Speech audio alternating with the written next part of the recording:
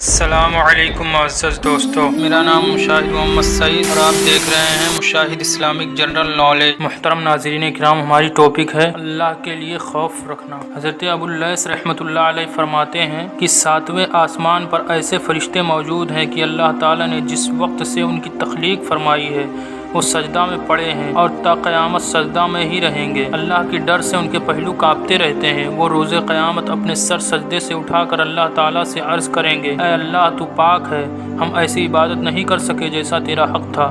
تو اللہ تعالیٰ ارشاد فرمائے گا، وہ خوف زدہ ہیں اپنے رب سے اوپر سے اور وہی کرتے ہیں جو ان کو حکم کیا جاتا ہے، یعنی وہ اللہ تعالیٰ سے بے خوف نہیں ہیں بلکہ ہر وقت ڈرتے رہتے ہیں۔ اور رسول اللہ صلی اللہ علیہ وسلم کا بھی ارشاد ہے، جب خوف الہی سے بندہ کا بدن کانپ اٹھتا ہے تو اس کے گناہ یوں جھڑ جاتے ہیں جیسے کہ درخت کے پتے جھڑ جاتے ہیں۔ حکایت ہے، ایک عورت تھی جس پر ایک شخص دل ہار بیٹھا۔ کسی کام کی غرض سے وہ عورت باہر نکلی تو یہ آدمی اس کے ساتھ ساتھ چل دیا، حتیٰ کہ جنگل میں وہ اکیلے رہ گئے اور تمام لوگ سو گئے۔ بس اس آدمی نے عورت پر اپنی بات ظاہر کر دی۔ عورت نے دریافت کیا کہ کیا تمام لوگ سو گئے ہیں؟ آدمی کو خوشی ہوئی کہ شاید عورت میرا مطلب سمجھ گئی ہے۔ وہ اٹھ کر قافلے کے گرد گھوما اور چکر لگایا اور دیکھا کہ تمام لوگ سوئے ہوئے ہیں۔ پس آیا اور عورت کو بتایا کہ تمام لوگ سوئے ہوئے ہیں۔ تو عورت نے کہا، اللہ تعالیٰ کے بارے میں تیرا کیا خیال ہے؟ کیا اللہ تعالیٰ بھی سو گیا ہے؟ اس شخص نے جواب دیا کہ اللہ تعالیٰ کو کبھی نیند نہیں آتی ہے، نہ ہی اسے کبھی جھپکی آتی ہے۔ عورت کہنے لگی، جو نہ سویا ہے اور نہ ہی سوئے گا وہ ہم کو دیکھ رہا ہے، خواہ اس کو ہم نہ ہی دیکھیں، پھر تو ہمیں چاہیے کہ اس سے زیادہ خوف کریں۔ پس اس شخص نے اللہ تعالیٰ کے خوف سے اس عورت کو چھوڑ دیا، توبہ کر کے گناہ سے باز آ گیا۔ ایک حکایت ہے، عیالدار عابد شخص بنی اسرائیل میں سے تھا۔ اس پر فاقے کا وقت آیا، نہایت بے قراری کی حالت میں اپنی بیوی کو کہا کہ جائے اور بچوں کے واسطے کچھ کھانے کے لیے لائے۔ پس ایک تاجر کے دروازے پر اس کی بیوی آئی اور اس سے کچھ طلب کیا تاکہ اپنے بچوں کو کچھ کھلا سکے۔ تاجر مان گیا اور کہا، میں تم کو کچھ دے دوں گا اگر تو خود کو میرے حوالے کر دے۔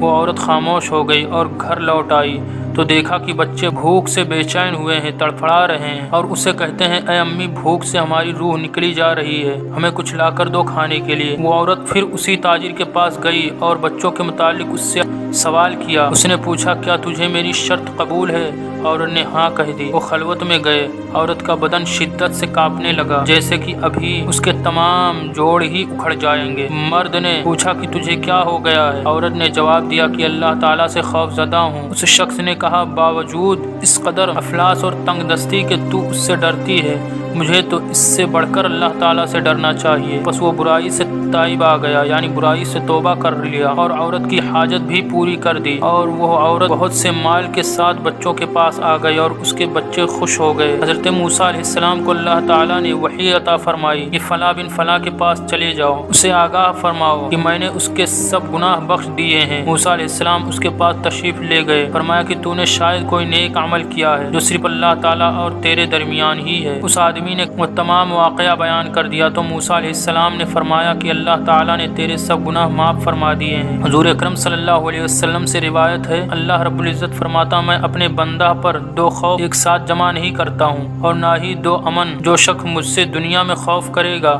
میں اس کو آخرت میں مامون یعنی امان میں رکھوں گا، اور جو دنیا میں مجھ سے بے خوف ہوگا میں قیامت کے دن اس کو خوف زدہ کر دوں گا۔ اور اللہ تعالیٰ نے فرمایا ہے، فَلَا تَخْشَوُا النَّاسَ وَاخْشَوْنِی، بس تم لوگوں سے مت خوف کرو، مجھ سے خوف کھاؤ۔ دیگر ایک آیت میں یوں فرمایا ہے، فَلَا تَخَافُوهُمْ وَخَافُونِی إِن كُنتُم مُؤْمِنِینَ، بس مت ڈرو ان سے اور مجھ سے ڈرو اگر تم ایمان والے ہو۔ اور حضرت عمر رضی اللہ تعالیٰ عنہ اللہ تعالیٰ کے خوف کی وجہ سے گر پڑتے تھے اور قرآن پاک کی کوئی آیت جب سن لیتے تو غش آ جاتا تھا، یعنی بے ہوش ہو جاتے تھے۔